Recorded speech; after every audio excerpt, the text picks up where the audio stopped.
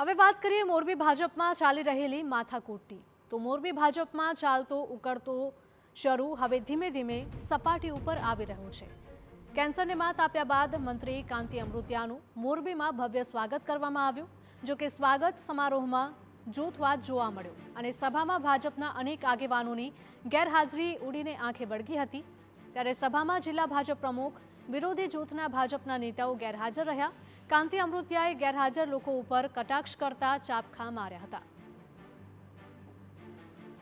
નવા મહામંત્રી જિલ્લાના તપ છે આયા સજ્જન માણા બેહ્યા દુર્જન નો બેહ્યા જમીનની તપ હોય માણસોનું તપ અપનભાઈ એનો સ્વભાવ પ્રજાલક્ષી પ્રજાનું કામ થાય પ્રજાનું સારું થાય એની વિચારસરણી એવી એટલે બેહ્યા હમણાં જે વિચારસરણી હોય ગામને લૂંટવાની તો ન બેહ્યા આવા પણ માણા હોય છે।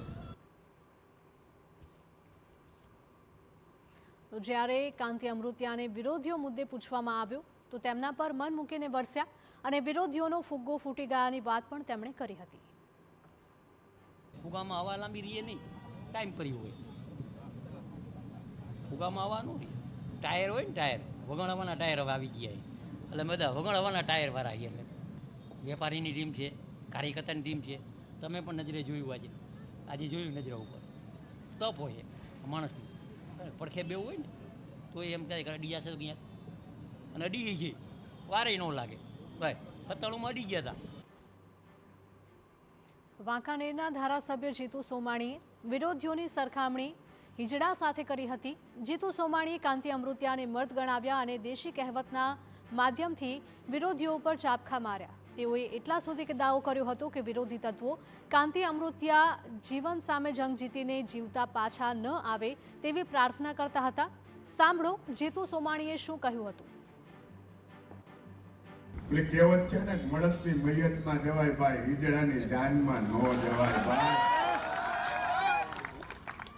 હંમેશા ક્યાંય પણ ઊભું રહેવું હોય તો મળદ માણા પડખે ઊભું રહેવાય,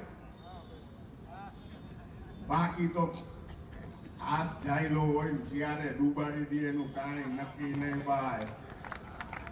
એટલે જોજો આવા માણસોનો હાથ કોઈ દી પકડતા નહીં, કેટલાય છે મોરબીની બજારમાં। ઘણા બધા એવા બધા પણ લોકો હતા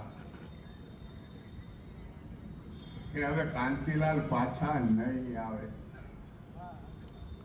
ભગવાનને પ્રાર્થના કરતા હતા ભાઈ। હું જ્યારે ગાંધીનગર હતો ત્યારે બહારના રાજ્યના વ્યક્તિ એમ કીધું કે ભાઈ કાંતિભાઈને તો કેન્સર છે, એ રાજ્યના મંત્રી નહીં બની શકે। હરામ પાણીના આવી વાતો ઉડાડતા હતા। તમે સમજી લ્યો કઈ કચ્છાના માણસો કહેવાયા।